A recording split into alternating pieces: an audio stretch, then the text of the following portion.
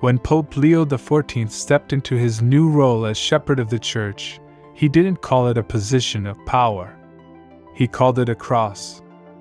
Not a crown, not a reward, a cross. In his first homily, he said it clearly. "You have called me to carry this cross." And in that one sentence, he reminded the world of something we often forget.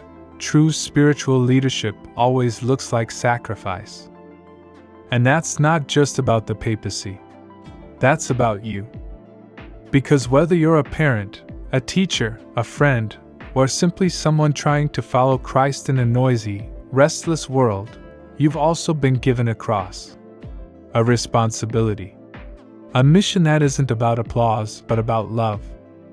We often imagine that God's call will make life easier, but the Pope challenges that idea. He speaks of a path marked by humility, not recognition. A path that stretches you, refines you, and often costs you more than you thought you could give. But here's the key: you're not called to carry it alone.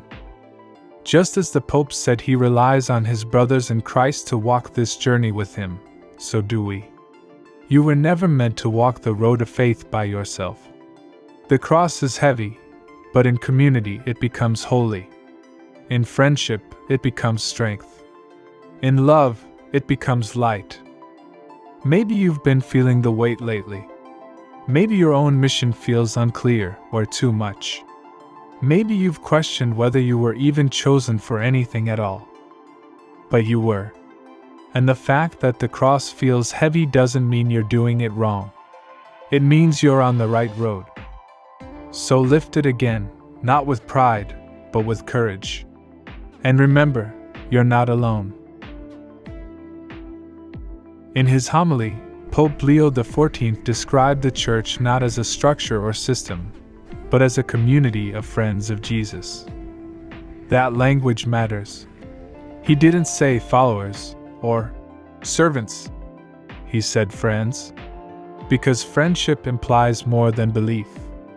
It implies intimacy, commitment, and trust. We're not meant to follow Jesus as individuals lost in the crowd. We're meant to walk with him together.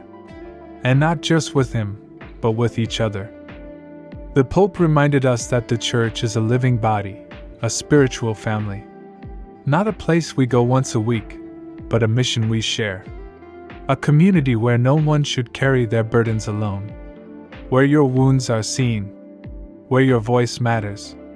Where your struggle finds compassion, and your joy finds celebration. But how many of us truly experience church like that? Too often, faith becomes something we do in isolation. Quiet. Private. Separate.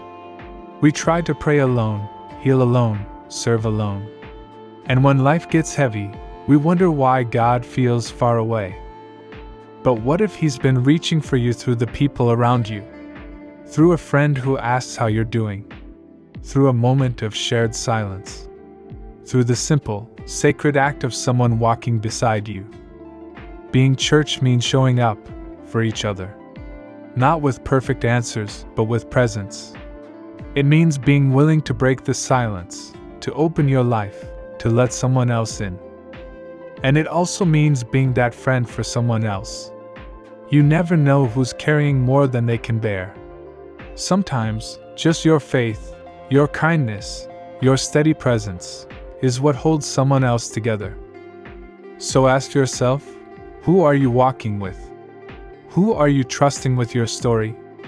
And who could be waiting for you to step closer? The world isn't always kind to faith. Pope Leo XIV spoke clearly about this reality. He described a culture that often sees Christianity as outdated, irrational, or weak. A world where success, power, and pleasure speak louder than grace. Where believers are sometimes mocked, ignored, or simply tolerated. And yet, this is exactly where the Church is called to shine. Not by force. Not by shouting louder. But by being light. You were never promised comfort.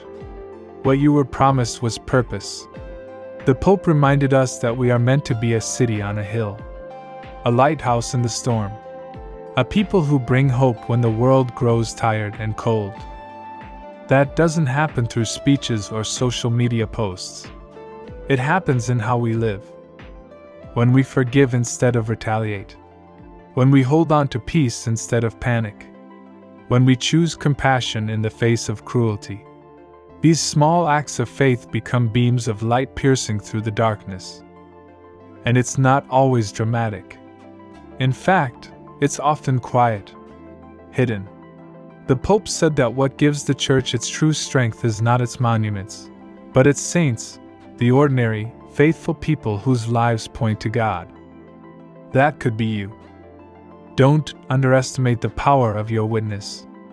Don't believe the lie that faith doesn't matter anymore. The world needs your light. Right now. So hold it high.